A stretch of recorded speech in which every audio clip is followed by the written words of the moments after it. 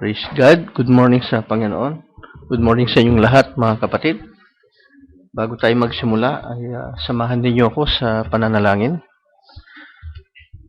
Praise God. Hallelujah, Lord God. Hallelujah. Dakilang Ama, maraming salamat po sa iyong presensya, O Diyos, na ang sabi mo, kung nasaan ang dalawa o tatlo na nag-uusap sa aking pangalan, nandoon ka sa aming kalagitnaan. O Ama, hindi lamang po sa kalagitnaan ng bawat isa, sa pagitan ng bawat isa, kundi sa puso ng bawat isa, O Ama. Ay dumuon ka, O Panginoong Diyos, ikaw ang magturo sa amin, ikaw ang manahan sa amin, O Ama, ikaw ang magturo sa amin kung ano po ang mga dapat naming gawin, dapat naming tanggapin, dapat naming ituro, upang ang iyong iglesia ay maging sakdal sa iyong harapan at maging kalugod-lugod, O Ama. Salamat po, O Diyos, sa mga ginamit mo sa worship leader, sa exhorter, sa mga awiting pangpapurit pagsamba, tunay na nakagagalak. Nagbibigay ng iba yung kagalakan at kalakasan sa amin. Stimulation, O Ama. Gamitin mo po ang iyong maliit na lingkod na mangungusap, O Diyos. Samahan mo po ako. Hindi ko po kaya ang mga bagay na ito sapagkat ito'y puro makalangit. Subalit kung ang iyong Espiritu Santo ang siyang sasaamin, na laging itinadalangin, laging kailangan ng mga propeta, kailangan ng mga apostol, at kailangan namin sa panahong ito na siyang nagtuturo at nagpapaalaala ng lahat ng mga bagay na sinabi ng aming Panginoong Hesus. I-guide mo po kami, O Ama, sapagkat hindi po namin makakayanan, hindi namin alam ang mga daan kung hindi mo kami gagabayan. Kaya, dahil sa ako ng marami, na sila ang magturo, sila ang maggabay. Marami po ang nailigaw na tao, O Diyos. Subalit alam namin na sa mga oras na ito, ang Espiritu Santo mo ang siyang gumagabay sa aming lahat. Salamat po, O Diyos. Sa iyo po lahat ng papuri, ang lahat ng karangalan, kalwalhatian at kadakilaan. Sa iyo lamang po nararapat ibigay ito, Ama. Ito po ang aming mga samot dalangin sa iyo sa pangalan ng aming Panginoong Hesus. Amen. Praise God. Mga kapatid, buksan natin ang ating mga Biblia sa John chapter 1, verse 40 hanggang 43. Tapos, John chapter 4, verse 24 hanggang 26. Parehong sa aklat ng ating kapatid na si Juan.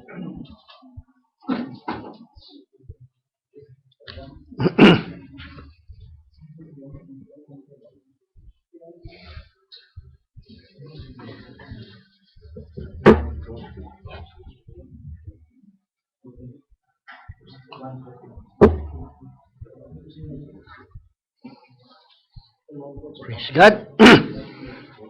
John chapter 1, verse 40 hanggang 43.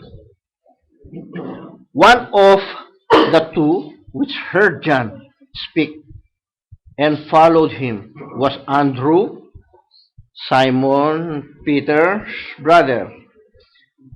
41. He first findeth his own brother Simon, and saith unto him, We have found the Messiah, which is being interpreted, the Christ. So natagpuan daw nila yung Messiah. And he brought him to Jesus, and when Jesus beheld him, he said, Thou art Simon, the son of Jonah. Thou shalt be called Cephas, which is by interpretation, a stone. So 43, the day following Jesus would go forth into Galilee and findeth Philip and said unto him, Follow me. Now, sa chapter 4, verse 24 to 26,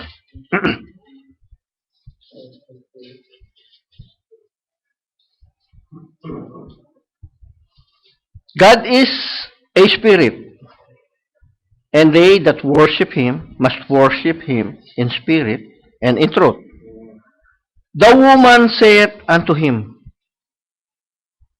I know that Messiah cometh, which is called Christ. When He is come, He will tell us all things. Sabi. Jesus said unto her, I that speak unto thee am He. Sabi. Pagpalain ng Diyos ang kanyang mga banal na salita.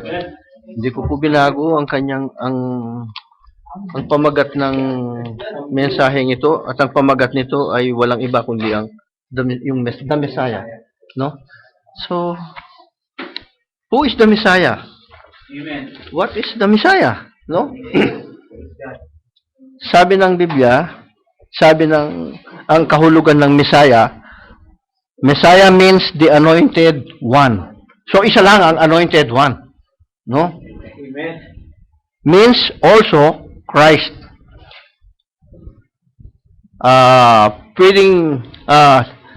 Sabi ng ating kapatid, it could be used also as the anointed king. The anointed king sa atin. Kung minsan, nag-iisip tayo sa mga katulad nung sa Revelations, no? Yung sabi sa Revelation, ginawa tayo, sabi ng Biblia, no? And hath made us kings and priests unto God. And His Father, sabi niya, to Him be glory and dominion forever and ever. Amen. Dito sa Revelation chapter 1 verse 6. Noon, ang pagkakaalam natin, dito sa sinabi niya na we were made kings, no? And priests. Tapos nung ipaliwanag ng ating kapatid, yung iniisip natin noon na tatandaan ko, parang hindi tayo pwedeng maging kings. Hindi tayo pwedeng maging priest kasi ang mga magiging kings yung mga foolish virgins. Sabi. Hindi rin tayo pwedeng priest kasi ang priest natin ay si Jesus. No? Pero nung ipaliwanag niya, ang sabi niya, we were made kings. Hindi yung king na maghahari sa millennium. Hindi yun ang ibig sabihin nito, sabi ng ating kapatid. Ang ibig sabihin nito, magiging hari tayo, magkakaroon tayo ng dominion na kapareho niya sa sarili mo. No? Binigyan tayo ng mga kamay, katulad ng sinasabi ng ating kapatid kanina. Binigyan tayo ng kamay, may mata, may ilong, may bibig, may tainga, may katawan tayo. Pero hindi ikaw yun. No? Yung ikaw ay yung nasa loob. Ikaw yung nasa loob. That soul is you. No? And that soul has a spirit. You have the spirit. Ngayon, magiging king ka sa iyo dahil meron kang dominion ngayon dito sa katawan mo. Ikaw ang kukontrol ngayon dito. Yan ang ibinigay na dominion sa iyo ng Panginoon. No? At mamaya, makikita natin, hindi lang pala ito, pagka nagkaroon ka na ng dominion dito, kaya mo, meron pa siyang ibibigay na dominion para sa iyo. No? Paano ka naging priest? Sabi niya, because you offer sacrifices. You are offering some praisings, sabi niya sa Diyos. That's why you are king. You are priest, sabi niya. Yun ang ipinapakahulugan niya. Hindi ka pwedeng maging king, ang iniisip natin, doon sa millennium kagad. No? Na hindi ka pwedeng maging priest kasi iba yung gaganap sa pagka-priest. Pero yung pala, sa atin, ginaganap natin ito. No? Meron kang control, meron kang dominion sa iyong sarili. Ikaw ang kumokontrol. Pag hindi ikaw yung kumokontrol nito, no? Iba ang kumokontrol. You are under control by another. Yan. No? Sabi kanina, sa church, laging may correction. No? Ang sabi ng ating kapatid, ang correction ay nakabubuti sa atin. Sabi niya, paano nakabubuti yung correction? Sabi ng ating kapatid. No? Whenever we are corrected, halimbawa, meron kang unawa na mali, unawa mo binasa mo, yun ang pagkakaunawa mo eh. No? Binasa mo yung Biblia, binasa mo yung message, yun ang unawa mo. Pero in reality, it is wrong. Yung unawa mo, mali. Ngayon, magkakaroon ka ng yung mga ginagamit talaga ng Diyos na may tamang pagkaunawa, no? ipapaliwanag ngayon nung tama ang pagkakaunawa. Ngayon, kapag ka naiintindihan mo na yung ipinapaliwanag tungkol sa salita ng Diyos, sa mga message, naiintindihan mo, no? You are excreting, no? Unbelief. Nababawasan yung unbelief. Nawawala yung unbelief. What is happening inside of you? You're creating some space again. So, dun sa space na ito, you are giving more space to God to control you, no? So, habang nako-correct tayo, we are going to perfection. No? So, you are giving more space to God to control you.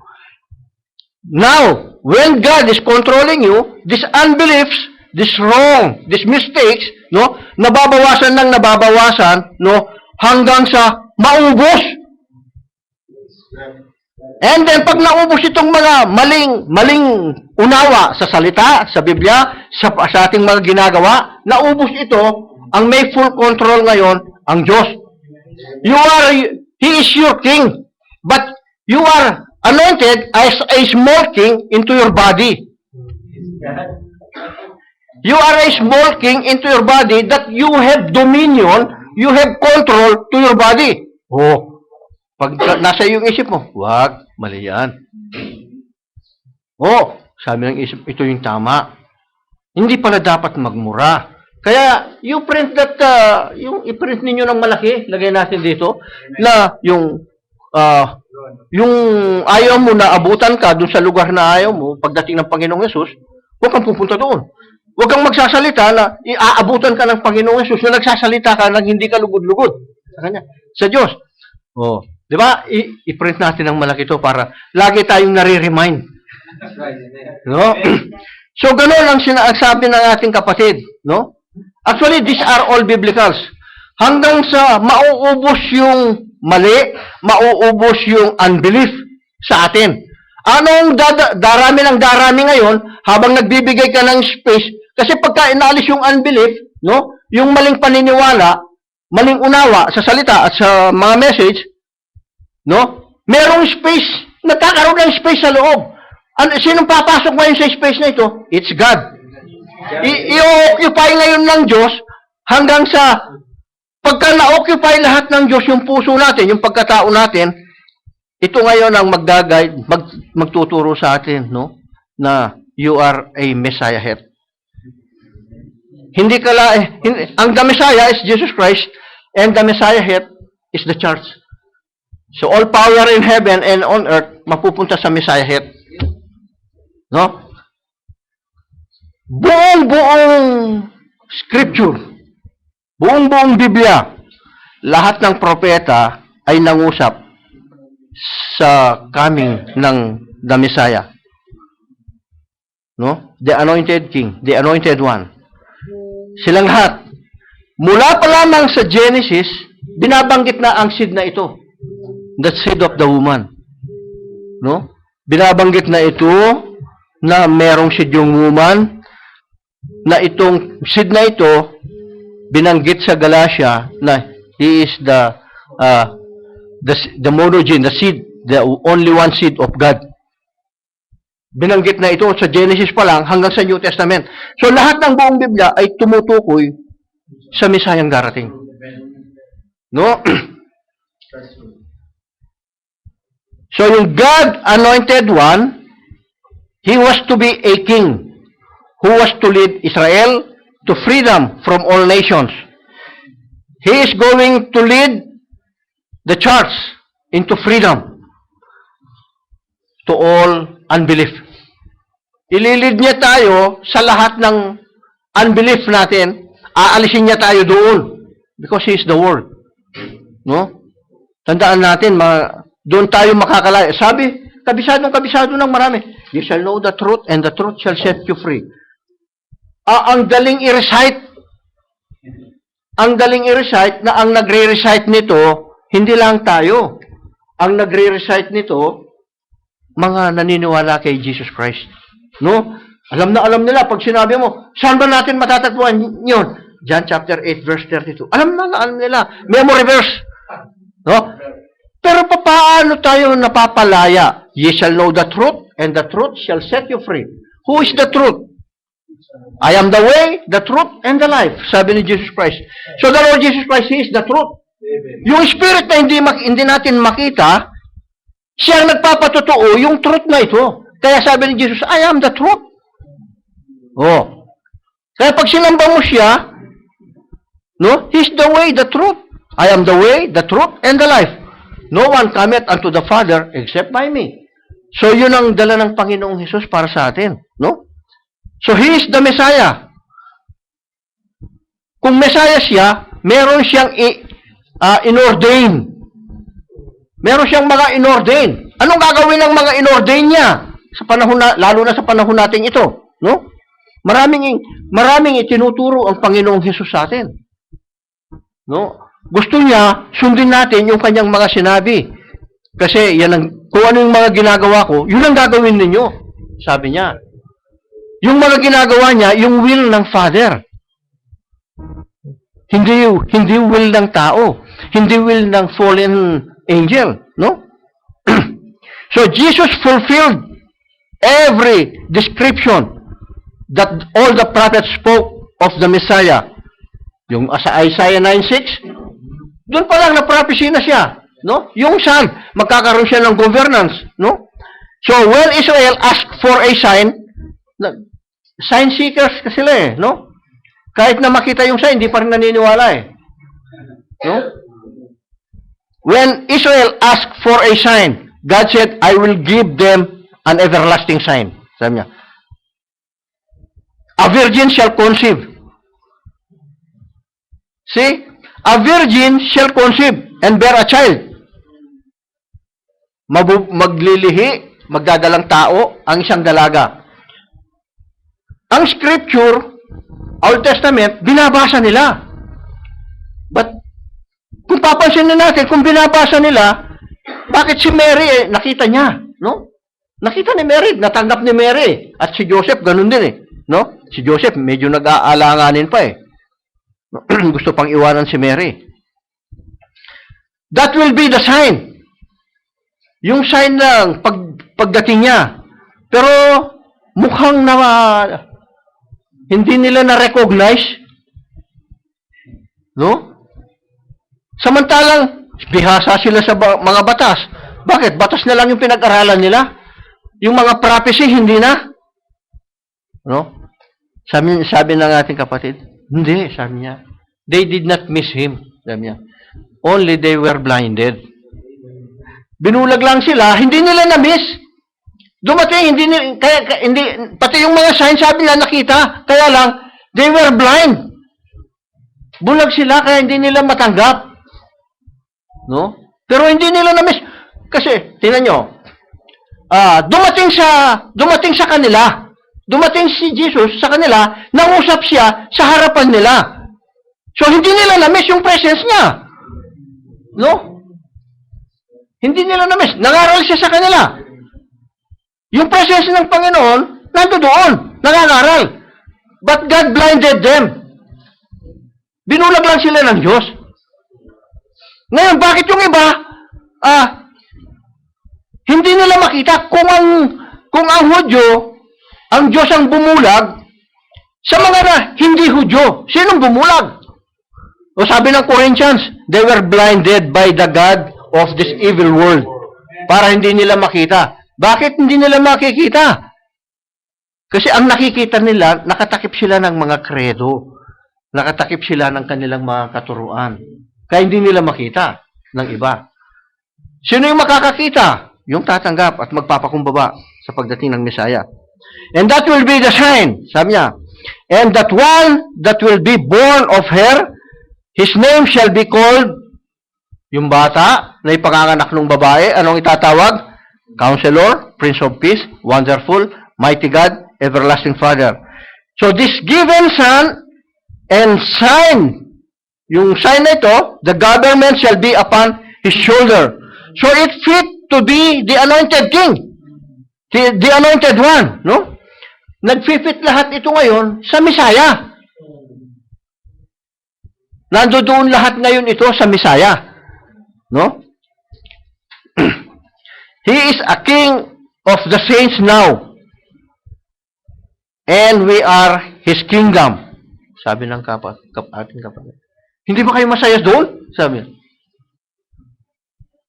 Yung hindi nakakaunawa at hindi makatanggap, hindi mo maramdaman yung saya.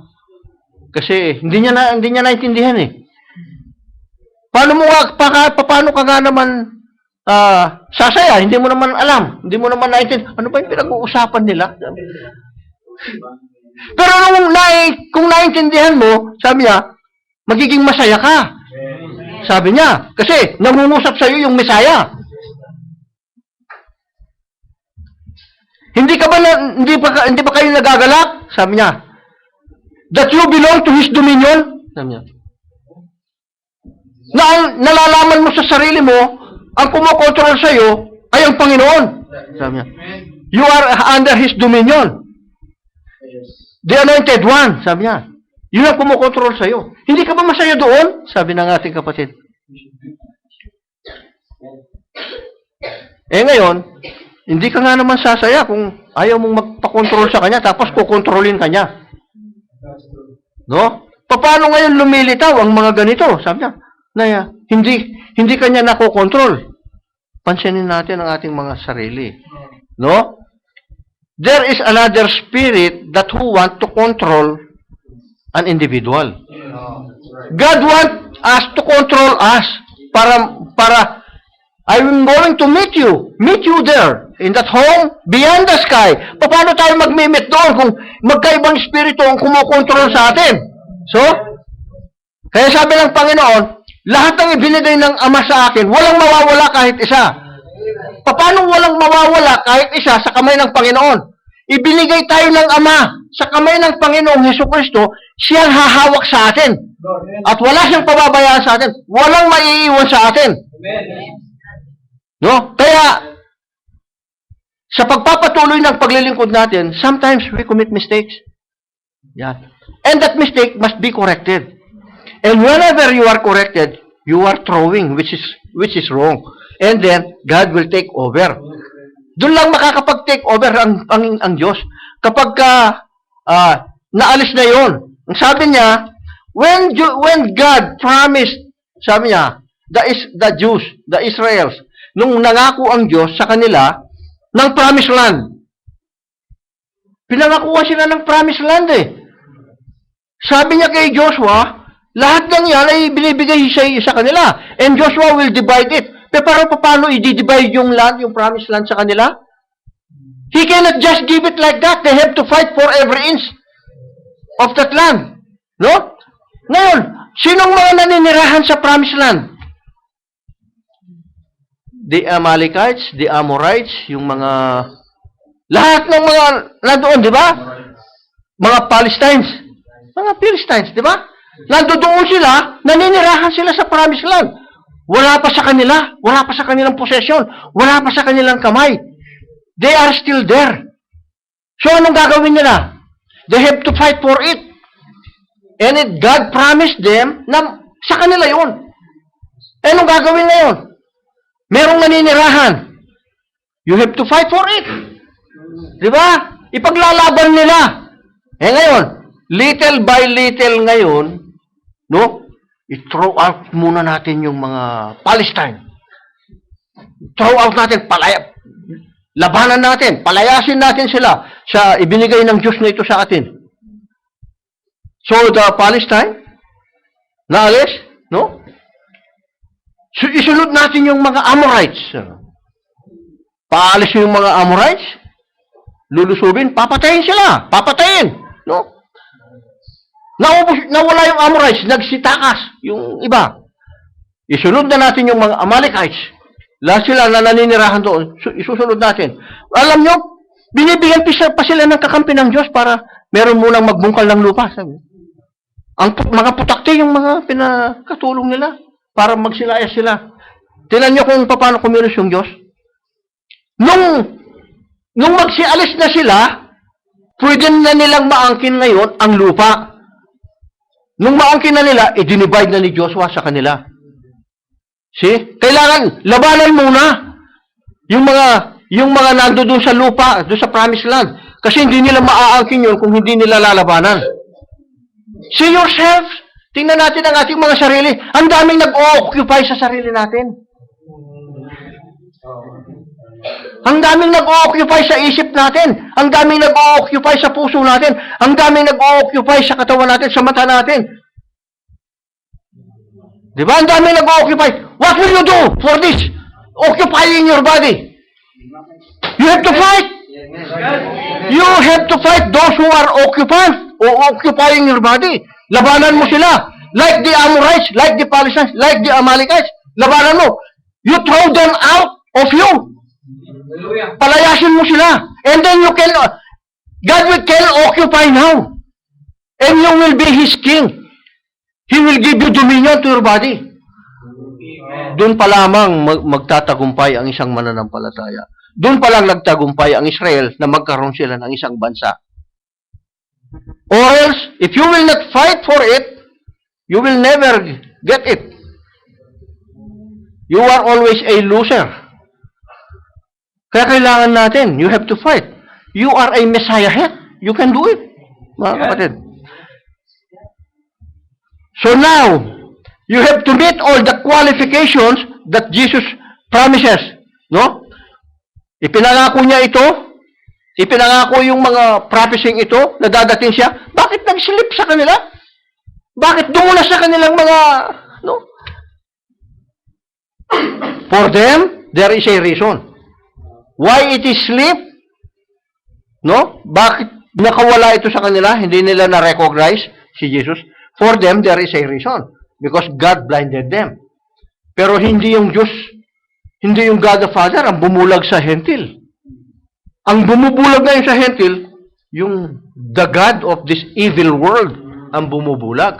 Gusto ng Diyos, He gave light. He gave the Messiah, the light. The Word is the light. Jesus Christ is the light. Sabi ng ating kapatid na nag-exhort, no?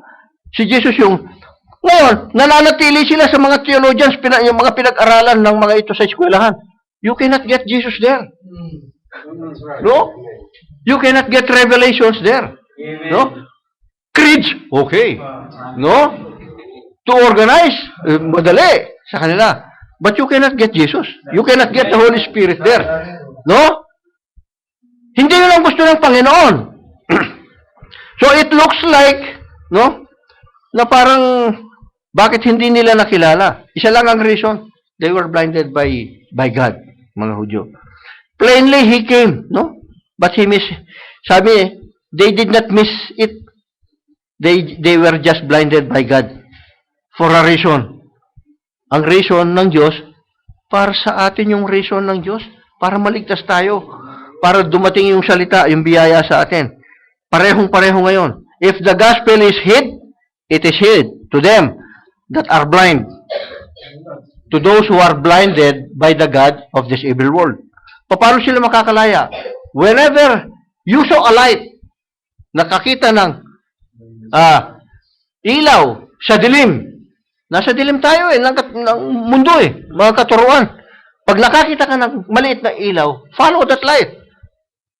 No, para lang sabi ng ating kapatid, kung una, sinlaki lang ng butonis yung ilaw, sabi niya, parang sinlaki lang ng butonis ng ating shirt, sabi niya, yung ilaw. Pero pagka tinanggap mo, lumapit ka doon sa ilaw, lalong lumiliwanag, sabi niya, lumalaki yung naiilawan ng ilaw. Oh. Lalong lumalaki yung unawa mo, lalong dumadami yung revelation sa iyo. No? Sabi, kung siya na prophecy, no? It said sa Isaiah 9:6, He was to be the everlasting Father, the mighty God. Tingnan natin, sabi na natin kapatid. When God made man, doon sa Genesis chapter 1, verse 26 and 27, ginawa ng Diyos yung tao, it showed that God made man to be a God. So it started from Adam. Sinimulan niya kay Adam yung small God. But he is the biggest God, no? Siya yung God ng heaven and lahat ng universe. So man was made to be a God. A lesser God. Sabi niya, a lesser God. A small God. He was made in the image and likeness of God. And He made man, no? In His own image, after His own likeness. Kung meron akong dominion, sabi ng Diyos, bibigyan kita ng dominion because you are a small God. So, ibinigay yung dominion kay Adam dito sa earth na siya ang mamamahala. Di ba sa Genesis? And you will have dominion. See? Sa mga fowls of the air, mga ibon, mga hayop, sabi niya, mga isda, magkakaroon ka ng kapamahalaan. So, meron siyang kapamahalaan. Meron siyang dominion. Hindi pa siya pwedeng magkaroon ng dominion ng tao. Wala pa ng tao, sila lang dalawa ng iba eh. Sinong pamamahalaan nila? Yung creation ng Diyos. Di ba? Yung creation ng Diyos ang pamamahalaan nila. Magkakaroon siya ng dominion. Sabi niya, He had, yung Diyos, meron siyang, si Adan, He had, God made hands for Adam. He had feet like God. He had eyes like God. He had ears. He has intelligence, no? Like God. So his whole fiber, sabi niya, he was a son of God. Naging siya ay son of God, si Adam. Yun ang katangian ni Adan. Kung siya ay anak ng Diyos, paano si Jesus Christ? Nung sinasabi niya sabi niya, how can you condemn me, saying, I am the Son of God? Is it not written into your laws, sabi niya, that ye are gods? And if they call those gods who the word of God came to, how can you condemn me when I say I am the Son of God? Kung tinawag kong mga Diyos, yung mga dinatnan ng salita ng Diyos, yung dinatnan pa lang ng salita ng Diyos, kayo pa lang na dinatnan ng salita ng Diyos, tinawag ng mga Diyos, no? Paano sirain na? Paano hindi natin siya paniniwalaan na siya ay anak ng Diyos? At hindi pwedeng sirain ang kasulatan. Hindi pwedeng maliin ang kasulatan. No? So sabi niya, you are a small God, a lesser God, a small light. If the Lord Jesus Christ is the light, yung bigger light, you are a small light. You are reflecting the light of the Lord Jesus Christ. Sabi niya. So, ganun yung church, ganun yung mga small gods, ganun yung mga messiah hits, sabi niya. So, kung merong messiah, isa lang yung messiah. But he anointed some to become a messiah hit. No? Dadalhin nila ngayon yung power ng messiah. Ibinibigay ko sa inyo. Sabi, you can do the works that I do, you can do also. And greater things. Mas higit pa dito ang gagawin ninyo. So, kung merong, anong sakit-sakit yan? See? Si Jesus Christ, sabi niya,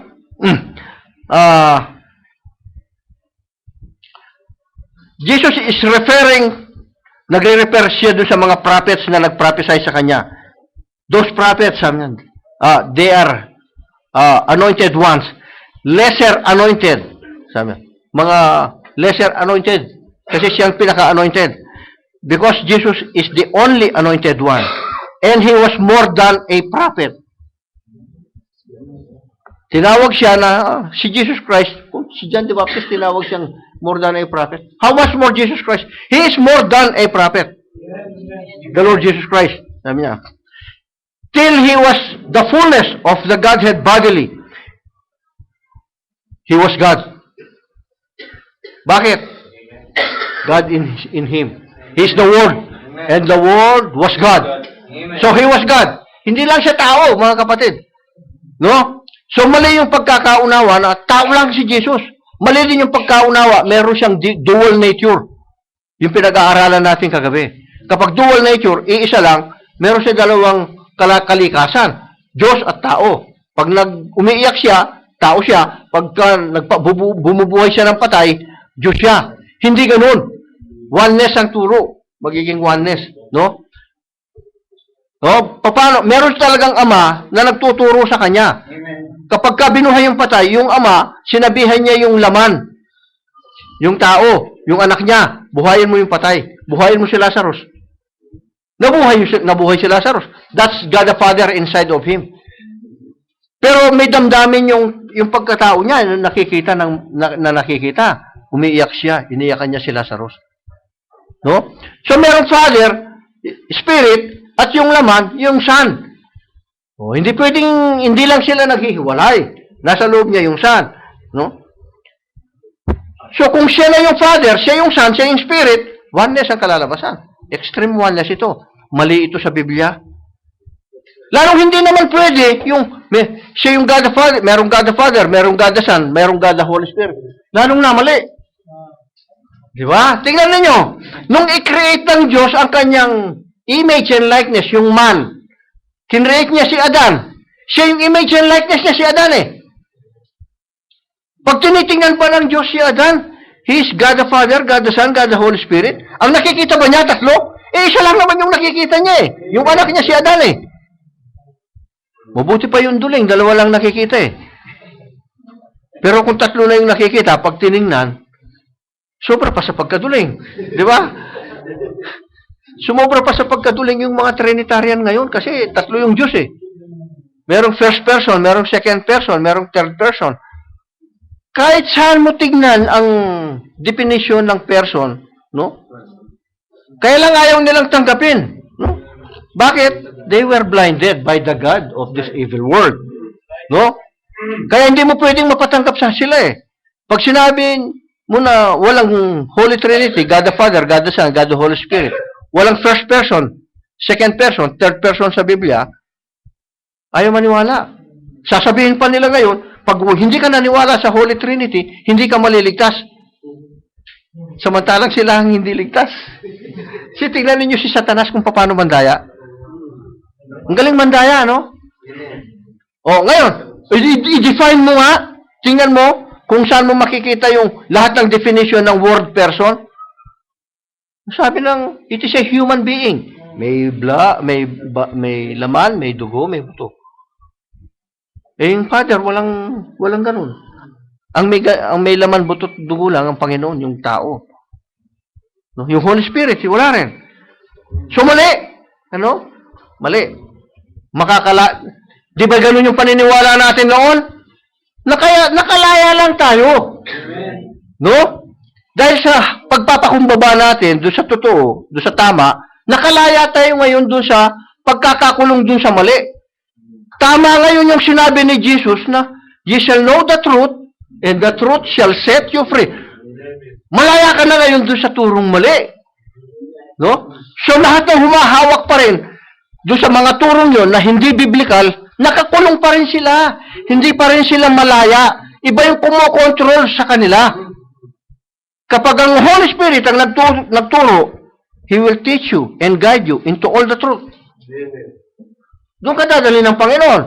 Doon ka palang magiging qualified as a Messiah head. Tapos, pag naging Messiah head ka, ipe-perform mo ngayon yung mga gawa ng Messiah. Because you are a small Messiah. No? The prophets had the same kind of anointing, only in a lesser condition. Sabi ng ating kapatid. Nasa mababang kondisyon lang. Sabi niya, Elijah, sa Old Testament muna, Elijah, yung patay na bata, dinapa niya, nabuhay. Di ba? Sa Old Testament nangyari yon. Sa New Testament, shadow niya yung mga yon. Shadow niya. Di ba?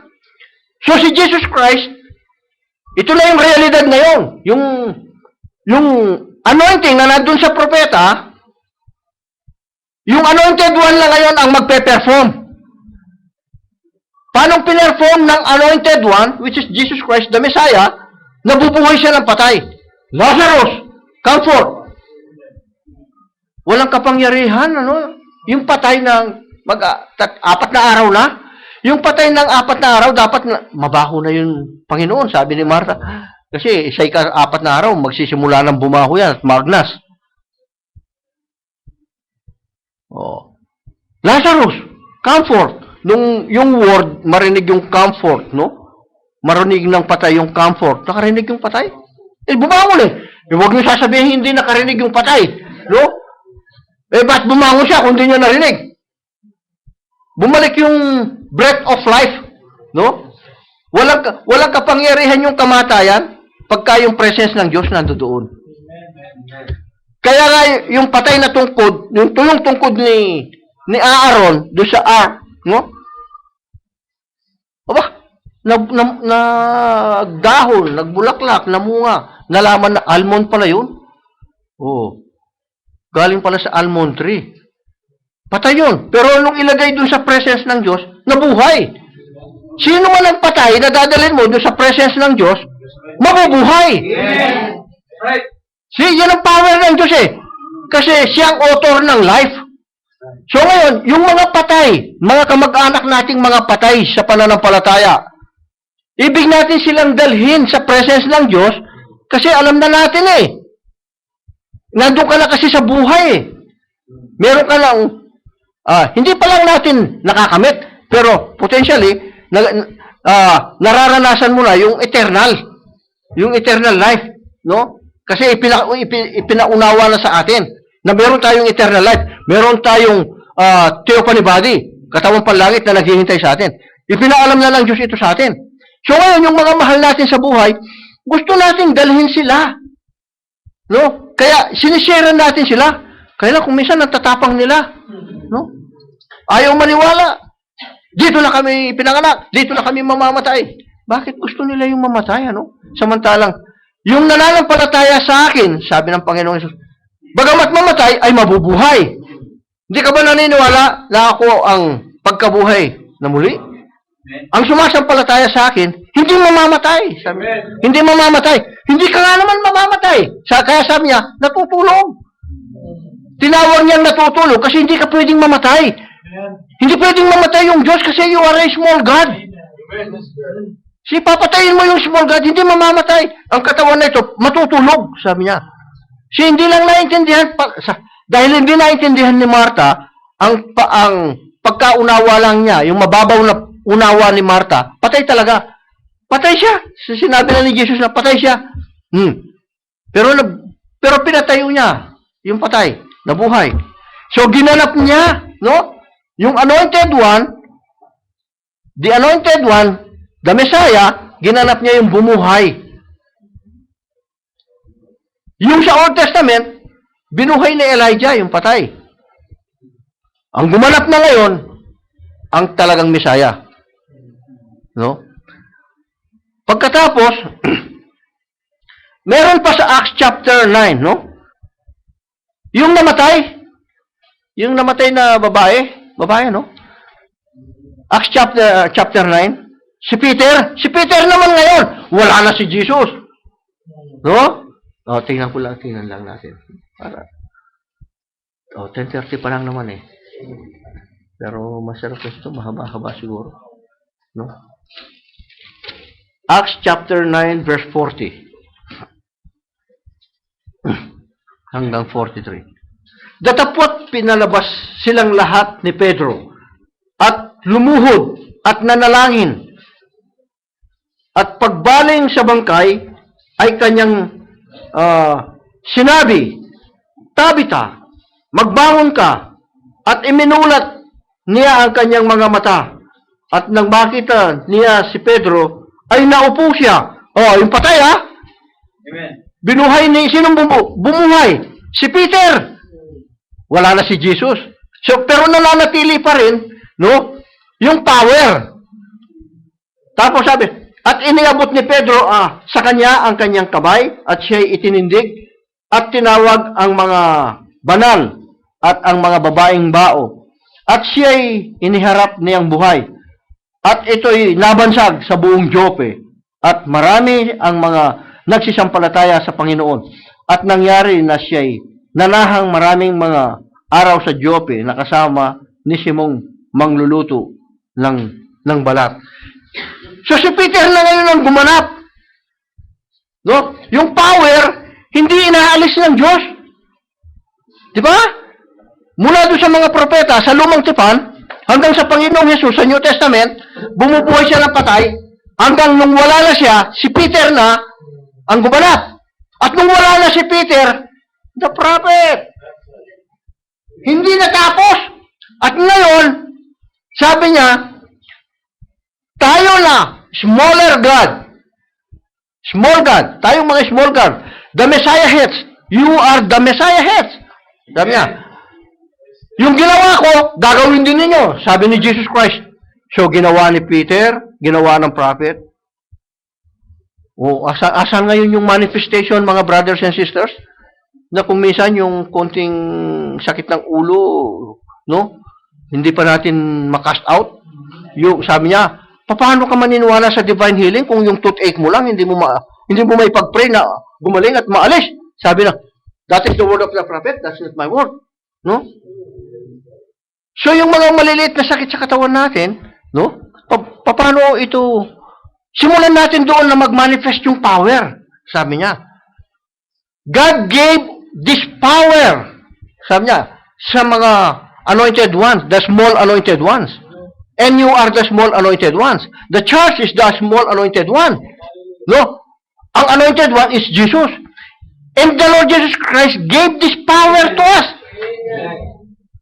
Sabi niya, kailangan makita ito, mag-manifest ito sa atin. At pagka nagmamanifest ito, lalong dadating, lalo kanyang bibigyan ng dominion. Palaki ng palaki. No? See, tingnan niyo. Habang napapalayas nila ang mga nag-occupy sa Promised Land, hindi naman nila minsanan lahat-lahat eh. Hindi nila kaya. So, iniisa-isa nila. So, habang naiisa-isa ang mga mali sa atin, lumalaki yung ma-occupy ngayon. No? Kapag ka nasimulan mo na in Jesus Christ's name, umalis ka, gumaling ka, toothache, huwag ka nang babalik, huwag ka nang sasakit. Nakalis! Okay na pala sa toothache. Yung mga arthritis. Ipag-pray mo yung arthritis, Ngayon, huwag kang kakain ng bawal, sabi niya. Para hindi manaig yung kalaban. No? Huwag kang lalabag sa sinabi ng Panginoon kung paano ma-occupy yung Promised Land. Kung hindi, matatalo ka. So kapag ka walang nangyayari, there's something wrong. Ba't tayo natatalo? No. So he had, no? When God made man, He gave him a dominion. And he had rulership. Ikaw ang magrurulo ngayon. Kamay. Huwag kang magluluko-luko. Bibig. Huwag kang magsusok ng sigarilyo. Bibig. Bibig at kamay. Huwag kang hahawak ng baso na may mapulang alak na ito ibubuhos mo sa iyong bibig. Pag ginagawa mo yon, wala kang dominion, wala kang rulership. Hindi ka pwedeng maging king. Hindi ka pwedeng maging king. Hindi ka pwedeng i-anoint ni Jesus. Ang nag-a-anoint ngayon sa'yo, baka yung isa. Di ba? So, ang kailangan, sabi niya, ma-occupy ng Diyos yung sarili natin. Because you are a Messiah head.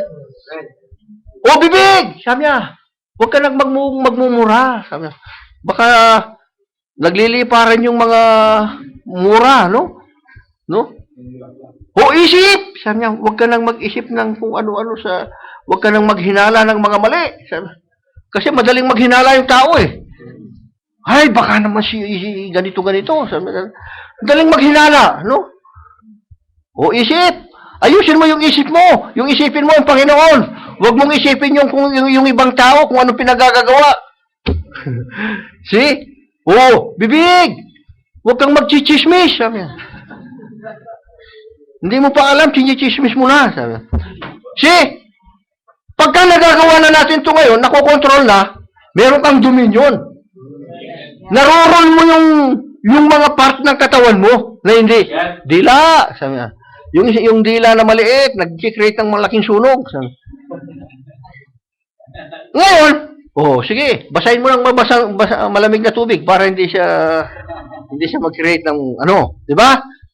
Kontrolado ngayon. Meron kang dominion. Karapat-dapat kang bigyan pa ng mas malaking dominion ng Diyos. See? Satan, lumayas ka. Oh, malaking dominion yan. Di mo si Satan ang napapalayas mo. No? Yan ang gusto ng Panginoon sa atin. Gusto niya mangyari ito sa church. No? So he had power over the birds in the air, over the cattle, over the winds, over the waves, over the fishes of the sea. Everything. Nandoon kay Adan. Ibinigay kay Adan. Kung ibinigay kay Adan, ba't nawala kay Adan? Anong ginawa ni Adan? They got mistake. No? Na-forfeit. Nawala lahat yung mga power na ito sa kanya. No? Samantalang siya yung Messiah head of the earth. Siya yung king of the earth. He has dominion in everything. Adam.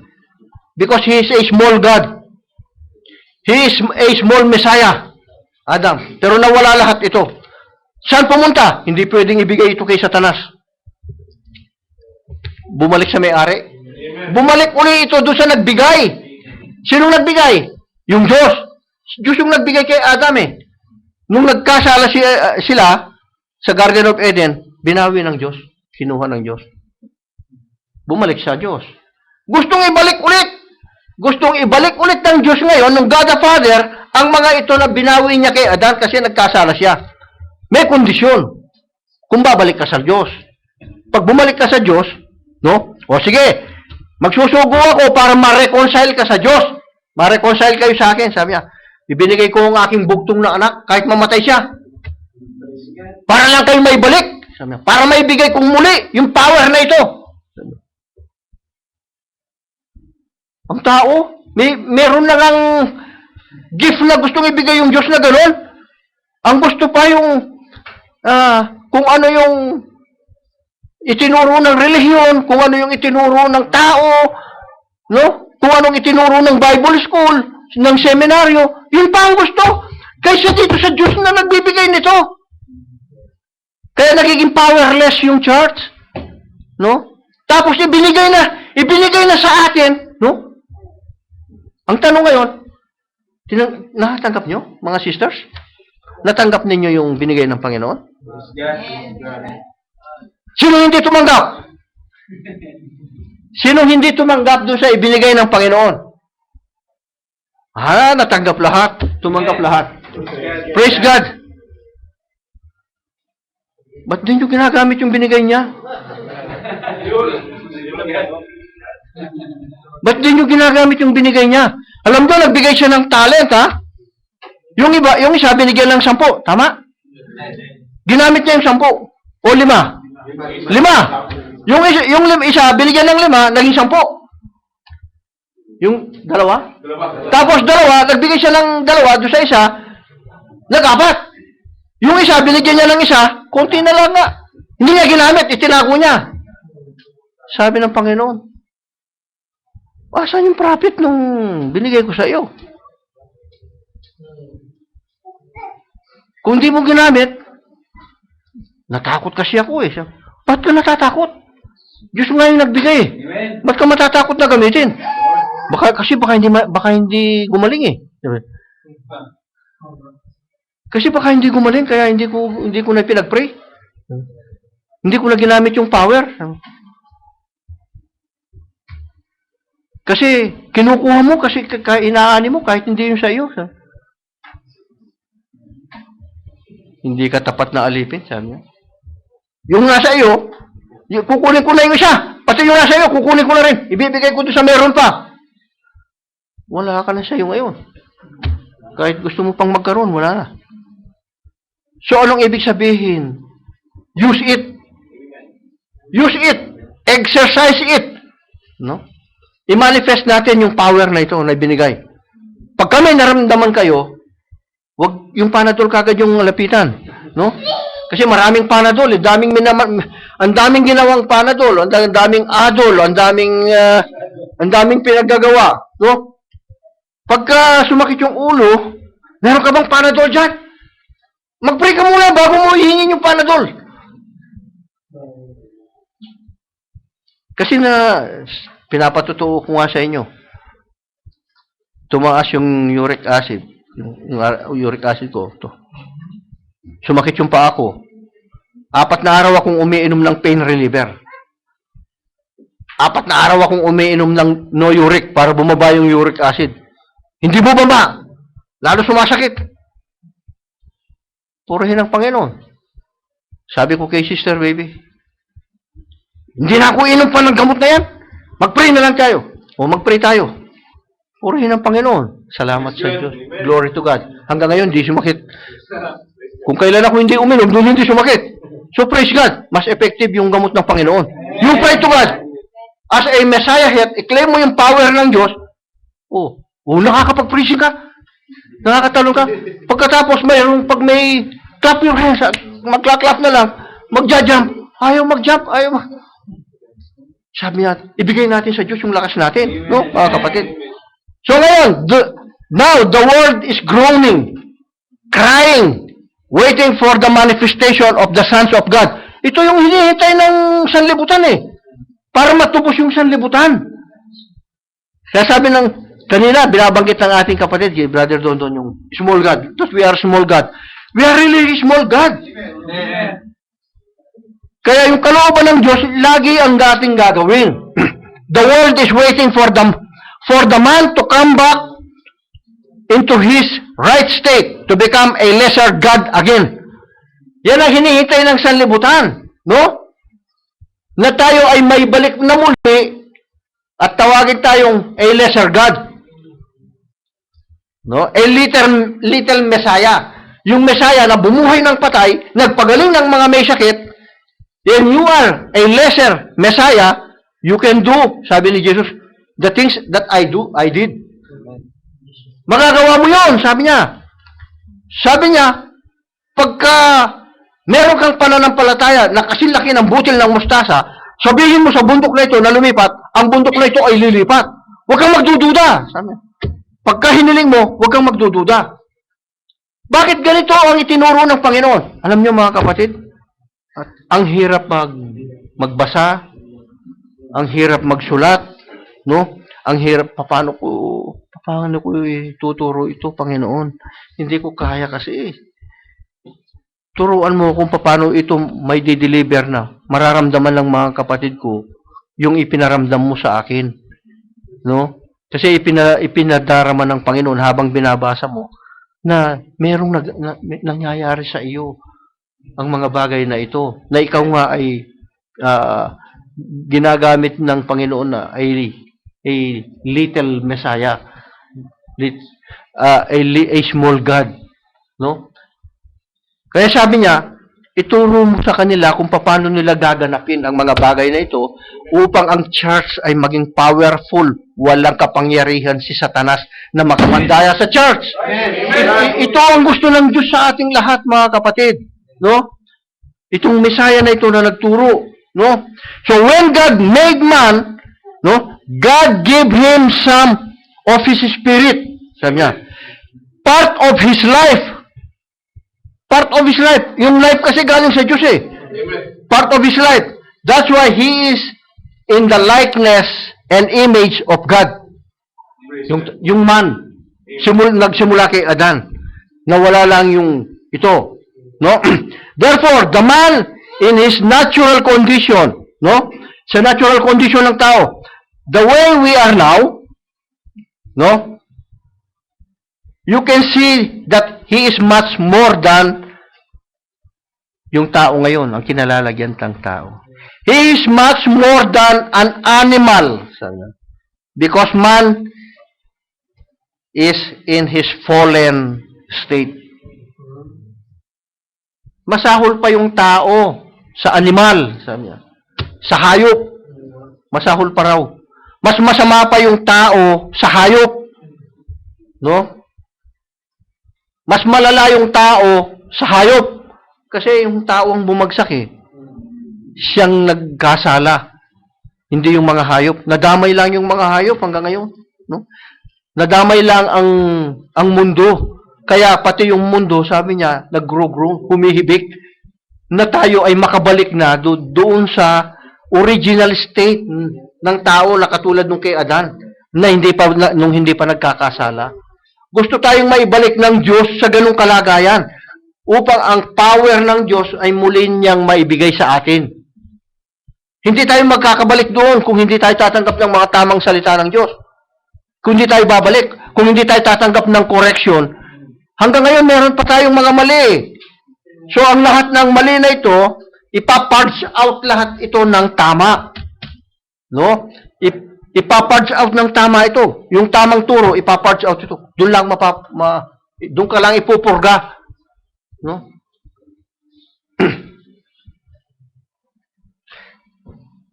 Pero ang sabi, ang kagandahan sa mga anak ng Diyos, yet, sabi ng ating kapatid, yet being a fallen son of God, he is still can make himself better, sabi niya.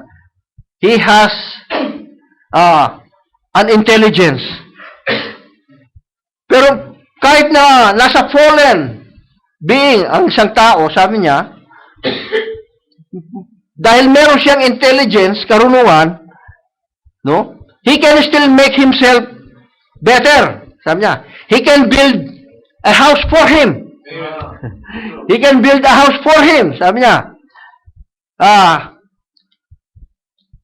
and a better living condition. Maris niyang, kaya nga pala, pati sa pag-abroad, nagsisipag-abroad tayo, nagtatrabaho tayo, para yung dating kalagayan natin sa buhay, na kung nahihirapan tayo, hindi ka na masyadong mahihirapan. No? Kung nakayapak ka noon, pwede ka nang magtsinelas at magsapatos ngayon. A better living condition. Di ba? Kasi meron siyang intelligence. He can make his travel better. Sabi niya. They build airplane. They build rocket ships. They can go to the moon. See? Merong mga aeroplano, after 9 hours, nasa Pilipinas na tayo. Subukan mo mag-travel sa barko niyan. Subukan mo mag-travel ng camel. Subukan mong walang sasakyan. Lumangoy ka sa dagat. Maglakad ka. Ilang taong kang makararating doon. So, gumawa because of the intelligence of man. No? No? Kaya lang sinira ng intelligence na ito, no? Ang kalikasan. Hindi rin gusto ng Diyos. Ang gusto ng Diyos, you can travel even to heaven by the intelligence of God. It should come from God. No? Yung intelligence. So, anong gagawin mo? So, if you have the intelligence of God, no? Anong gagawin ng Diyos sa'yo? Anong hahangarin mo? Para makapag-travel ka na, hindi mo na kailangan yung mag-travel sa polluted o, body change. You need a body change. No? Para, hindi ka nasasakay ng aeroplano para mag-travel lang. See? Hindi na kailangan yung pader na yan nahaharang sa'yo. Kaya si Jesus Christ, nung nakakapag-travel siya, see? Lumulusot siya sa pader. Nagulat na lang sila, no? Nung nasa loob siya ng kwarto. You see Philip? Philip, when he took by the Spirit, he can travel from his place up to Azoto. Di ba? Nasa katawang laman pa si Philip nun, ha? Oo. Hindi pa siya nababody change. You see Elijah? Mga brothers and sisters. You see Elijah? When he walked with God, he traveled from earth to heaven. Na-body change siya. Kasi hindi pwede yung dugo doon. No? Yun ang gusto ng Diyos na makamit natin. Yung intelligence of God. Kaya kung meron kang karunungan, bakit hindi mo pipiliin yung karunungan ng Diyos? Pero anong pinipili ng tao? Pag nagturo ka, saan mo ba kumuha ng certificate yan? Kailan ka lang sa end time message? Kami, 30 taon na. 40 anyos na nagtuturo. Ibig mo sabihin, marunong ka pa sa amin? Hindi alam na ng tao ngayon yung mga pinagsasasabi, no? Kung matagal na, ang iniisip, wala nang tatalo sa kanya. Hindi, meron. Yung Diyos tatalo, laging matatalo yan sa Diyos. Kaya kailangan, laging nangingibabaw yung Diyos. may pagpapakumbaba ang isang tao. Para itaas ka ng Diyos. Pero habang nagmamataas yung mga pastor, lalong ibababa ito. Mawawala na. Silang nauna, mahuhuli na ngayon. No? Kaya huling-huli na yan. Ano yung mahuhuli? Tandaan natin, hindi sila mahuhuli sa pera. Mabilis yan sa pera. No? Dumarating ka pa lang, nahalukay na yung kahon. No? Wala pa yung sweldo. Nagtatanong na kung may laman na yung kahon. Di ba? Mabibilis yan sa mga ganung bagay. Pero, gaano kabilis kaya yan sa Revelation? Gaano kaya kabilis yan mag-humble? Pagdating doon mabilis pa yung pagong. Mga ngatwiran kasi, no, mga kapatid.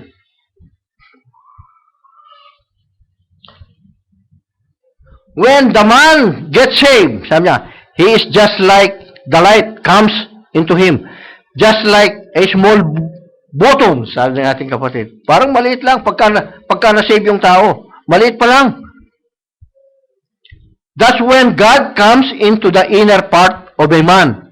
Yun ang unang-una. Maliit pa lang. Kasi katatanggap mo pa lang Baby pa. Maliit pa lang. Yung faith mo maliit pa lang. Kaya kung minsan, kung maliit pa yung pagkakatanggap mo, I accept the Lord Jesus Christ as my personal Savior. Oh, tinanggap mo. You go to the water and then, baby pa. Minsan nahahatak pa. Minsan nawawala. Di ba? Kung minsan isang buwan na, minsan may isang taon na, nawala. Makita mo, may kasama ng red horse dun sa dun sa harap. Ibig sabihin lang yan, isa lang ang ibig sabihin yan. Ang anak ng Diyos, kahit na anong gawin mo, hindi mawawala yan. Kasi ang Ama, ang nagbigay sa Panginoong Yesus. Babalik at babalik yung anak ng Diyos. Amen. Yung hindi anak ng Diyos, alam mo na. Hindi mo mapababalik yung hindi anak ng Diyos. Marami na tayong naranasan. Marami ang dumaan. Diba? Misa nga. Kababautis mo lang sa susunod. Kasi napagaya lang pala. Oh. Napagaya lang siya. Yung, di ba yung pumunta dito noon na napagaya lang sila kasi merong nagpabautis mo. Nahihiya. Sama na rin ako. Sumama na rin. After ilang wala na. Bakit? Hindi naman talaga ibinigay ng Diyos No? Napasama lang. Nakatikim lang. Na foretaste lang nila. No? Ngayon, the man is made up, sa amin ng ating kapatid, the man is made up in the system of a tabernacle. Para itong tabernacle. Sabi naman talaga, tabernacle. The outer court, itong laman na ito. Then, the holy place, inside, and the holiest of holies, where the Shekinah glory of God, on the inside, it is veiled. Nakatakip ngayon doon, yung Shekinah glory ng Diyos. Hindi pwedeng makita. The outside gate of a man is his. Yung outside gate daw, meron siyang 5 senses that enters into the body. Yung 5 senses, yung seeing, smelling, taste, hearing, feeling. Yan ang outside gate ng body, no? To contact the outside world. Ngayon, on the inside is the spirit, which has 5 entrances, sabi niya. Meron din naman daw na 5 entrances. Hindi niya, pareho lang yung entrances at saka gate, pareho. Ano naman yung sa spirit? Sabi niya, affection, memory, reasoning, imagination, and conscience. 5 rin. Pagdating sa soul, there's only 1 gate, sabi niya.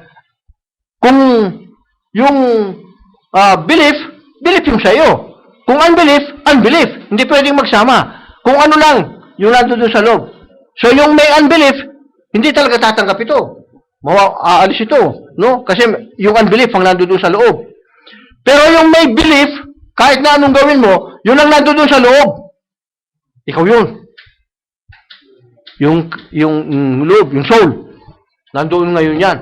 Kaya kung evil yung spirit, yan ang nature ng Soul eh, yung spirit eh. Kung evil yung spirit, magiging masama yung kaluluwa.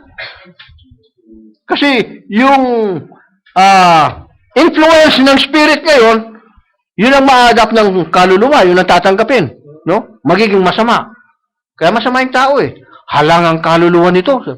Paano nila nalaman na halangang yung kaluluwa? No? Meron palang pahalang na kaluluwa. No? So, yun ang the soul which has only one gate, one entrance into the Shekinah glory of God, where God can enter into him to take control over the man. Then comes into the man, into his heart, which is the spirit. Then the spirit makes the soul to accept and dwells in the body when the man is converted. Yan. Doon malang mag-i-indwell sa tao, no? Yung Diyos, kapag yung tinanggap niya yung Diyos, converted siya. From Catholic, na tinanggap yung pagiging born again, from Methodist, from Protestant, from ang dating daan, from Baptist, lahat. No? Doon pa lang pwedeng manahan. So sabi niya, now that part is God. When the man is born again with the Spirit of God, God's Spirit dwells in him. Now, the man can let the Spirit grow and take out all the roots of bitterness and can press God's way through him again.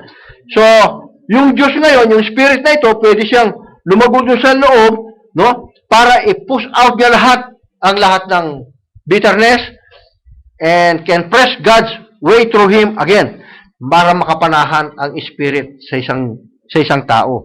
Kailangan mawala lahat ang mga kapaitan sa mundo. Ang mga mali, lahat. No? So, he can come back in the same condition when he was in the Garden of Eden if he accept God's way. Makakabalik uli, sabi niya, yung tao sa ganung kondisyon. Kung susunod siya doon sa gusto ng Diyos. Kaya hindi pwede yung kapag tinanggap na natin ang Panginoon, no? Tayo yung king sa sarili natin. Tayo yung king sa sarili natin. May dominion ka sa mga part ng katawan mo. Ngayon, meron ding king of kings, ang Panginoon, spiritually, kahit nasa literally, siya ngayon ang maghahari sa atin. So, kontrolado rin niya tayo. No? Pero king ka sa sarili mo. Magsabit ka ngayon ka sa King of Kings. Oh, ngayon, ang kokontrol sa atin, siya, hindi na tayo. No? Sumusunod tayo sa patakaran ng King of Kings. Hindi doon sa patakaran mo bilang isang king. Oh. Meron ka lang kapamahalaan, little dominion. Meron ka lang maliit na kapamahalaan sa mga part ng katawan mo. Pero, sa kabuuan nito, meron pa tayong pagsasubmitan na king. At yung king na ito, meron pa siyang pagsasubmitan, yung King of Heaven. See? Yung King of Heaven and Universe, the Father. Oh, ngayon, doon niya tayo iipunin ngayon sa Father. Pagka ganap na tayong nakakapaghari sa sarili natin, kontrolado mo na, kontrolado ka ng King of Kings, kontrolado tayo ng King of Heaven.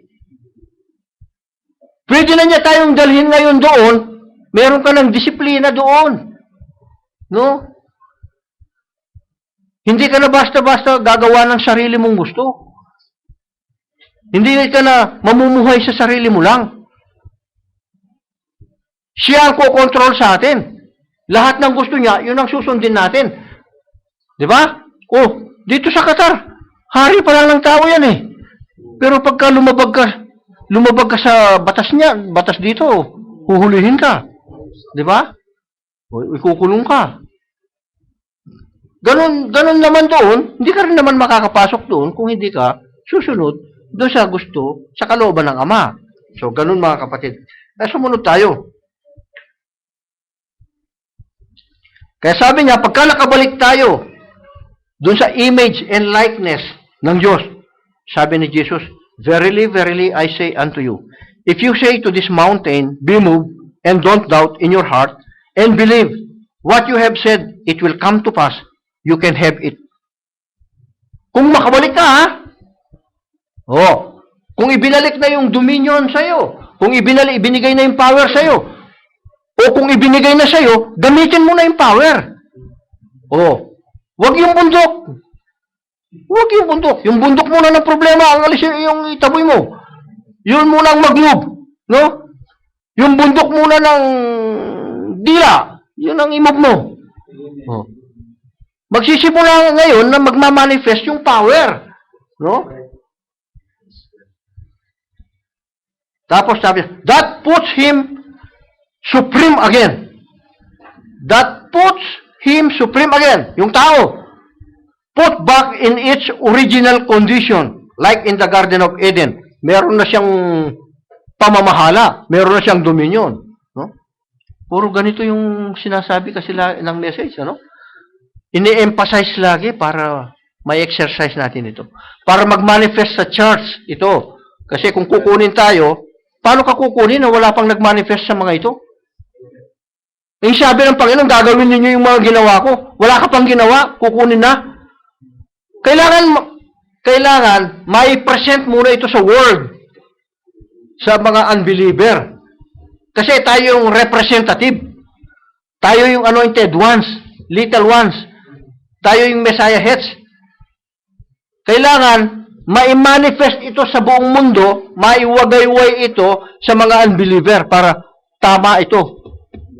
Tama yung sinabi ng Panginoong Hesukristo. No?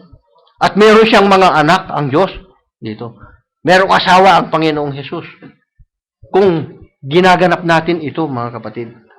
Kapag hindi natin ginanap ito, tatagal yung hindi pagkuha sa atin. Kasi kailangan makita ito. May balik tayo sa tamang kondisyon. Wala ka pa sa tamang kondisyon. Kung ganon.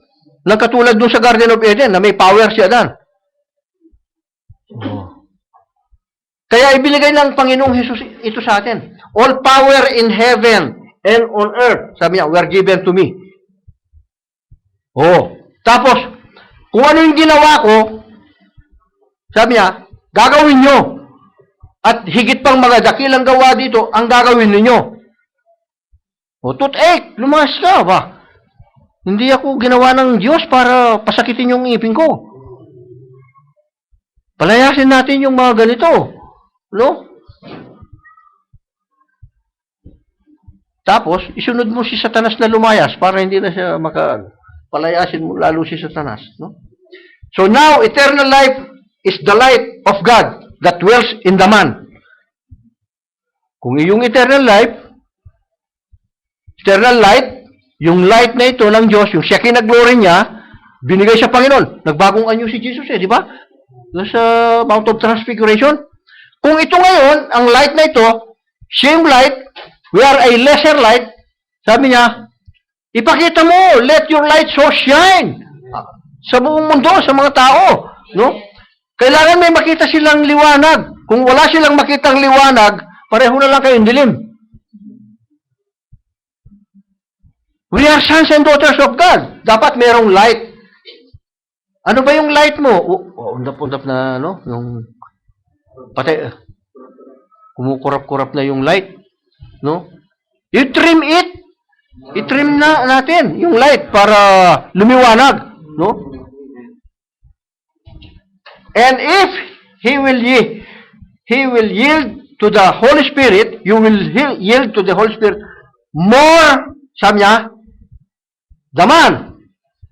if the man will yield to the Holy Spirit, sabi niya, the more he becomes unman, and becomes more godlike. Yung unman, no? Parang hindi ka na tao.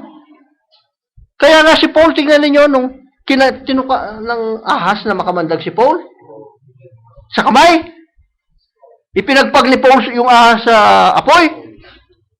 Bagamat nakaligtas ito sa dilubyo, sabi nila, hindi siya nakaligtas dun sa mabagsik na ulupong. Sabi nila, Hinihintay nilang mamatay si Paul. Siguro mangitim at saka bumulagta, mamatay. No? Ba, hindi na mamatay. Nagbago ngayon yung isip nila. Bakit hindi na mamatay? Samantalang natuwa siya ng makamandag na ahas.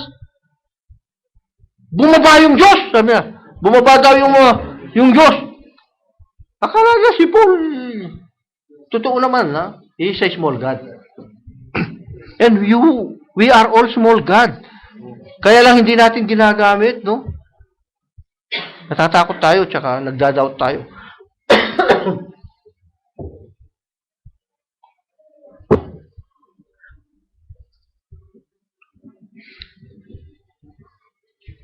Sabi niya, pagka yung Holy Spirit ang laging kumikilos sa atin, nawawala yung pagkatao mo.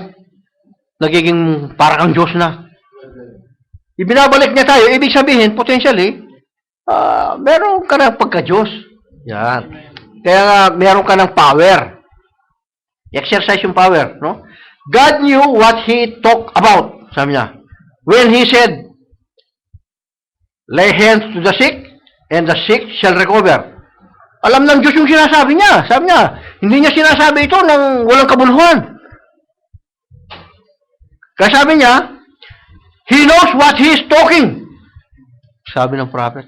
God knows what He is talking. Nung sinasabi niya, ilay hands mo yung kamay mo sa may sakit, at ang may sakit ay gagaling. Alam niya yung sinasabi niya. Sabi niya, God wants the church to press into that place where He can come like God. Want it to be. Sabi niya, kung paano gusto ng Diyos na maging ganun ka. Na lay hands mo yung may sakit. Don't doubt. Wag natin sasabihin na, baka hindi gumaling. Mahirap na. Hindi na nagagaling. Kasi nandoon na yung pagdududa. No? Sabi niya, alisin. Pag sinabi natin, buo sa atin yung pananampalataya na gagaling. No? Then when God made flesh and became that Messiah, and if we can yield ourselves to be the anointed ones, like He was, we become Messiahites. We become little gods or little lights. When? In this evening time. Bakit evening time? Yung evening time kasi, sa dilim ng katuruan. No? We are the small light of this evening time. Sa dilim ng katuruan sa buong mundo, tayo yung liwanag. Kaya nga, kung tumanggap ang sino man sa atin, yung mga kapatid natin, magulang natin, hindi pa tumanggap, huwag niyong hayaan na mamatay yung liwanag niyo. Kailangan makita nila yung liwanag nyo para meron pa silang chance na makatanggap ng liwanag. Kung hindi ko tatalunin, sasamahan ko na lang. If you cannot beat them, join them. Wala na. Patay-patay yung liwanag mo. Hindi ka lang pinili, kaya namatay talaga. No? Pero pag pinili ka, hindi mamamatay yung liwanag mo, mga kapatid. God standing light in the Messiah light. Nando doon. Risen Christ to His people. The anointed one carrying His light into all the church ages. So sa church ages pala meron na. Nagbibigay siya ng light sa bawat church ages. Kaya meron silang liwanag na nasusunod. Kaya yung mga bilog-bilog na, yung puti, yun ang light, yun ang liwanag ng salita ng Diyos. Hindi nawawala. Lumiliit lang. Kasi dumarami yung unbeliever. No? Ngayon, tingnan niyo yung unbeliever ngayon. Akala niyo ba believer yung mga Trinitarians? They are not believers. No? Ang believer, sumusunod talaga sa sinabi ng Diyos. Hindi sumusunod doon sa, merong God the Father, God the Son, God the Holy Spirit. They are not true believers. They are only prophesying as Christians. Madaling sabihin yung Kristiyano. Madaling sabihin yung born again. Pero may kahulugan kasi ang pagiging Kristiyano at pagiging born again. Ano ba yung Kristiyano? They are followers of Jesus Christ. No? Kung saan nagturo si Jesus Christ na merong God the Father, God the Son, God the Holy Spirit, kung follower ka niya, no? At itinuro ng church mo yun, hindi yun ang itinuro ni Jesus . Oh. Doon mo malalaman ngayon ang spirit. Try all spirit. Subukin niyo ang bawat espiritu, sabi niya, if they are from God. That means they are not from God. Wala sa Biblia yung merong first person, second person, third person. Saan galing yun? Sa turo ng tao, turo ng relihiyon. So that means, they are unbeliever. Kung magiging believer yan, kailangan lumabas ka doon. Hindi mo pwedeng buwagin yun. Ang bubuwag dyan ang Diyos. Hindi mo pwedeng buwagin yung Catholic. Hindi mo pwedeng buwagin yung mga Baptist. Hindi mo pwedeng buwagin yung mga Protestant. Hindi mo pwedeng buwagin ang dating daan. Ang bubuwag dyan, ang Diyos. Pagbubukdin-bukdin ng Diyos yan. No? Tapos, dadalhin sila sa susunugin. Oh, kasi hindi sila binhi.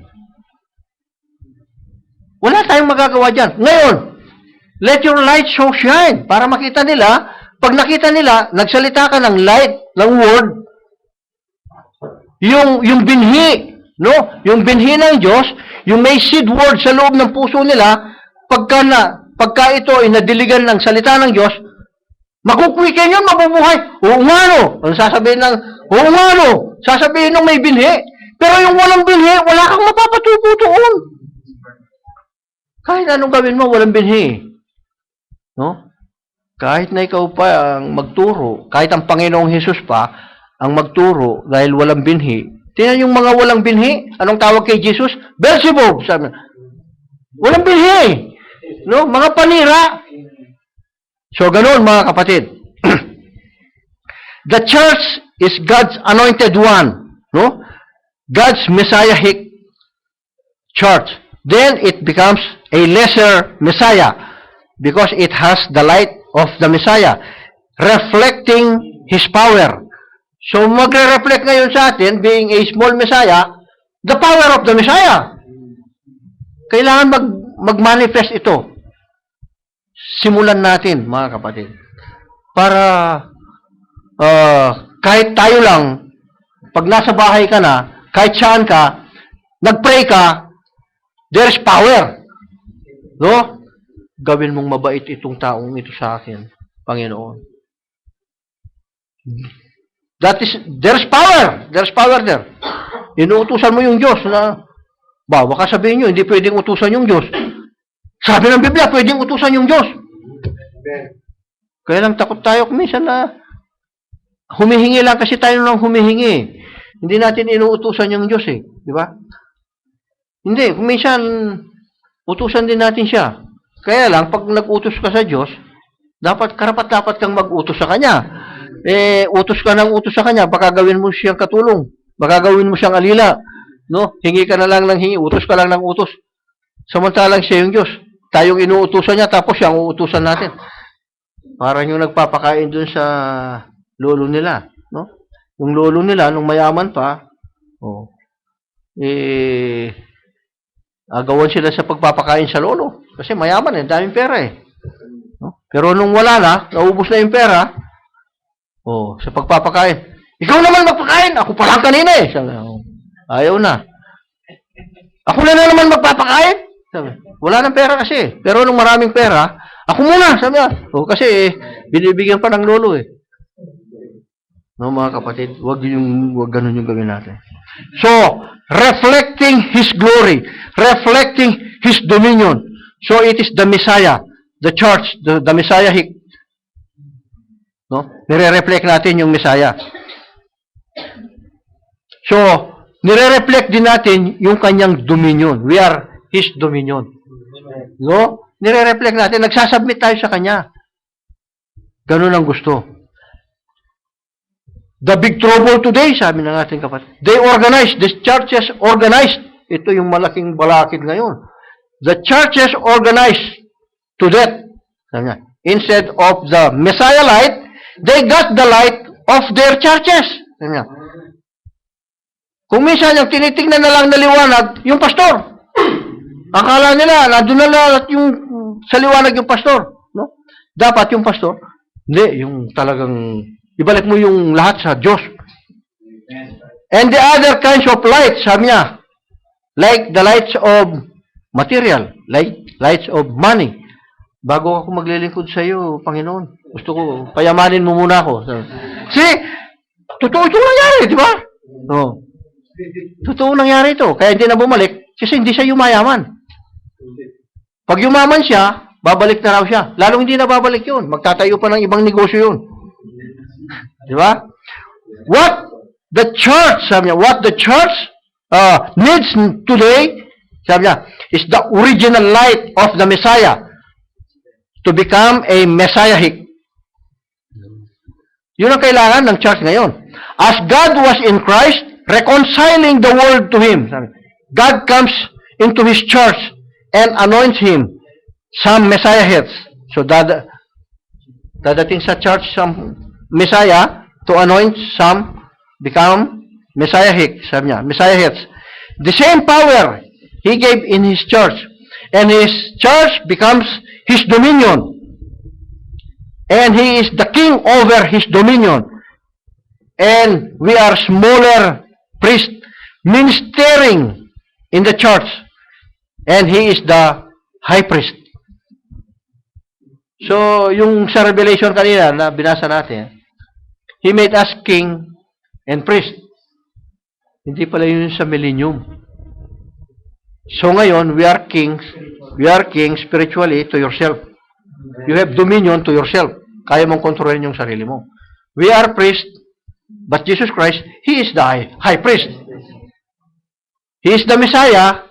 We are a small Messiah. No? Messiahites. No? He is the anointed one. We are the lesser anointed. Palagi tayong mababa sa Kanya. No? Mga kapatid. So, as lesser priest, we offer spiritual sacrifices to God. The fruits of our lips, giving praises to His name.